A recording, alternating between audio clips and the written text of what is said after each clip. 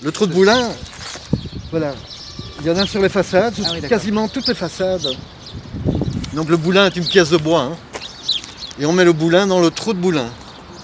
Et on en met 3 ou 4. Et alors on accroche un échafaudage. On accrochait un échafaudage.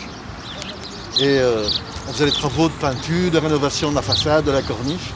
Donc la ville, si on regarde son évolution classique, une ville évolue vers un équilibre final, si on peut appeler ça un équilibre, qui est en fait New York, Shanghai, toutes ces villes où en fait tous les sols sont minéralisés, où il n'y a que des immeubles et on monte de plus en plus haut pour nous cacher le ciel. Hein, et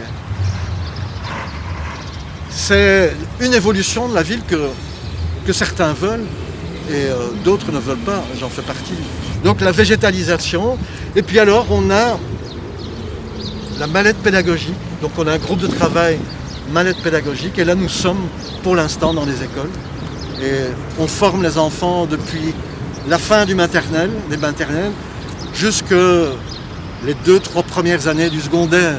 Il y a le groupe de travail formation, là on vient de visser nos formations, et elles sont en fait de 3 types. Hein. D'abord il y a les cours théoriques, hein, et puis il y a les balades thématiques, et puis il y a les capsules thématiques. Là c'est le confinement qui nous a appris à faire ça, hein. C'est par Zoom ou par un autre système. Donc les pharmaciens ont nettement moins de travail, notamment avec les antidépresseurs, quand on voit le ciel, quand on voit du vert et quand on voit des espèces animales, quelles qu'elles soient. C'est une bataille permanente. C'est une bataille permanente, la friche Josaphat le dit bien. Hein. Près de chez moi, il y a un immeuble qui a été construit et qui me mange du ciel. Hein, on ne va pas demander mon avis. On ne va pas demander mon avis. Et ça, ce sont des choses qui doivent changer. Pour les citadins. Qu'est-ce qu'on veut comme vie? Est-ce qu'on veut aller vers New York? Est-ce qu'on veut mettre des gratte-ciels partout, bétonner partout, mettre la nature en réserve? Hein, parce que c'est ça, on met des réserves naturelles comme on faisait les réserves pour les Indiens. Hein. Est-ce que c'est ça qu'on veut? Ou bien est-ce qu'on veut intégrer la nature dans la ville et évoluer avec un environnement où on peut sentir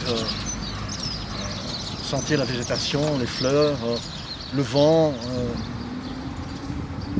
La ville n'est pas une réserve naturelle. C'est faux ça. Par contre, la ville, c'est un milieu naturel. Et puis quand on apprenait à faire des petites choses simples, eh bien on peut en retirer un grand plaisir.